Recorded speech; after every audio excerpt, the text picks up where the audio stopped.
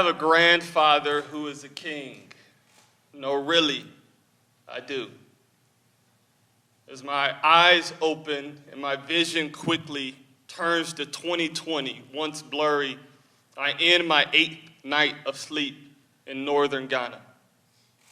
The rickety fan keeps going and going, and it was once something that puts me to sleep, but now it's my alarm clock as a 70-degree breeze comes through the window and graces my face. I'm thinking, for some reason, of the song, "Today is Gonna Be a Good Day."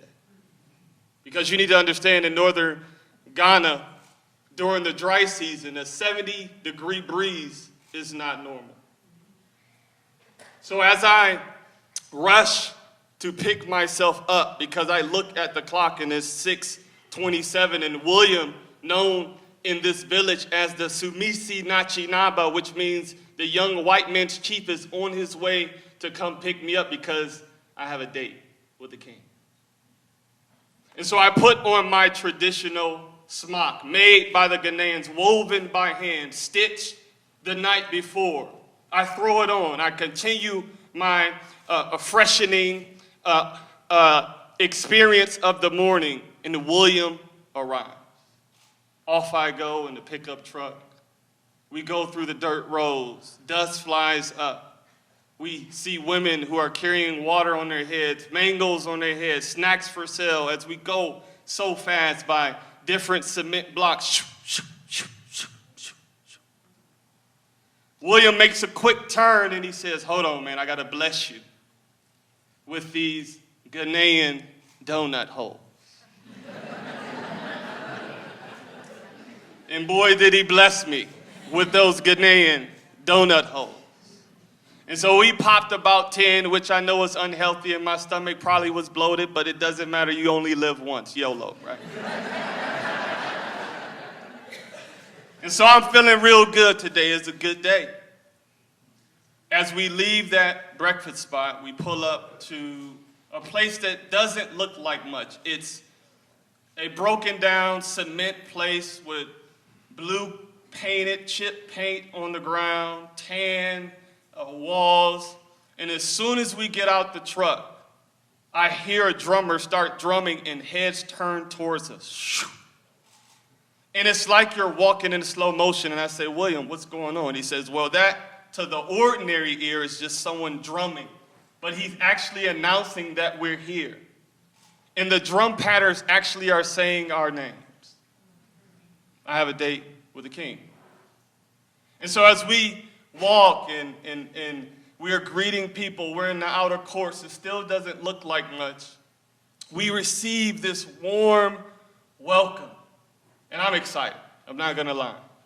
And so as we make it from the outer court to the inner court, I look and there's an array of the king's warriors, chieftains, dressed in so many colors, it would literally put a sunset on the Serengeti to shame.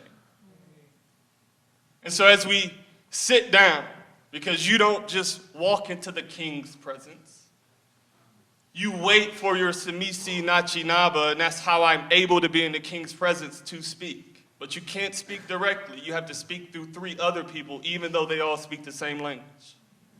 And so I wait. And as I wait, I'm reflecting on our time spent in southern Ghana, where we were in the Jamestown fishing markets, and we were able to traverse the slave dungeons and the slave markets and connect to so much history. And as I'm reflecting on all the love I received, all the things that were tough, the tears shed, the hugs hugged, and all those things, something interrupts my thoughts.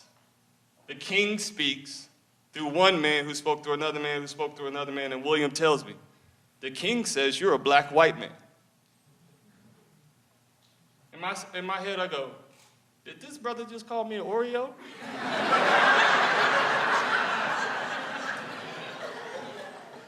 No, I'm lying. What I really said was, did this nigga just call me an Oreo? Full transparency. I'm like, he must not know. I got miseducation of the Negro on deck. I grew up on Malcolm X, W.E.B. Du Bois. I'm so woke. I remember when Wesley Snipes was Denzel.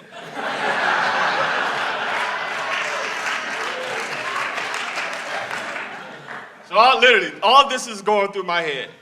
And anything they say is like hollow noise. I'm thinking like, and I'm gonna be honest with y'all, it hurt. Like a girl who breaks up with you through text message, you can at least say it to my face.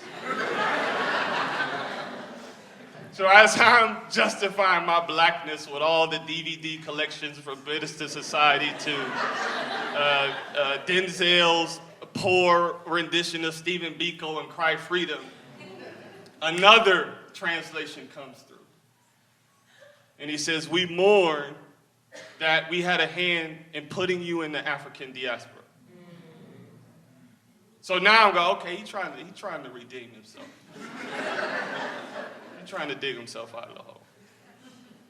And so I'm thinking, as that comes through, okay, where is he going with this? And then another translation comes through and he says, see, we don't simply just see you as a black white man. We see you as a black person who was taken to the white land and raised in the white land.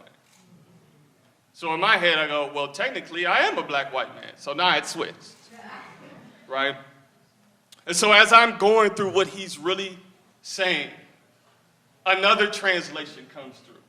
And he asked me the question for the first time. Through William, Sumisi Nachinaba, what is the nature of your visit? And I respond, twofold. We're here to study the slave castles of the western coast, the slave markets of the north, and personally I'm trying to connect back to my roots because I did an ancestry and Ghanaian came up as part of my heritage. That translation goes through as if it's in slow motion. He hears it.